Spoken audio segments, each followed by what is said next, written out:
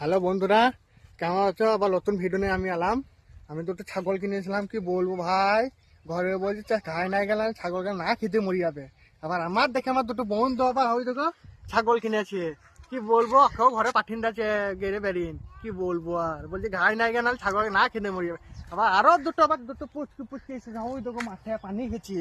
এই রোদে গাঁড় ফাটা রোদ বাবা, কি বলবো, ঘাস কাটতে আমাদের গাঁড় ফেরিয়েছে।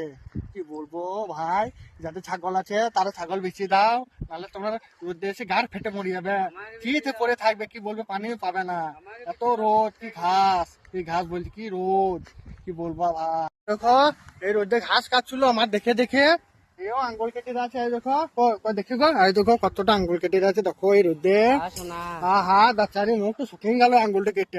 বাচ্চারি এরকম করে মারা পাঠাই বলো, দুটো ছাগল কিনেছে বলে ওকে ঘাস কাটতে পাঠালছে। এগুলো কি ভাল লাগে?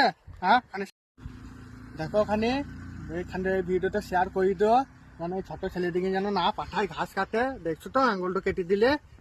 খানে শেয়ার করো, মা বাপ দিকে দেখে শেয়ার করে, ছোট ছেলেদিকে না ঘাস কাটে পাঠায়। এই বড় দিকে না খানি না পাঠায়, ওইখানে ব্যবস্থা করে দিবে।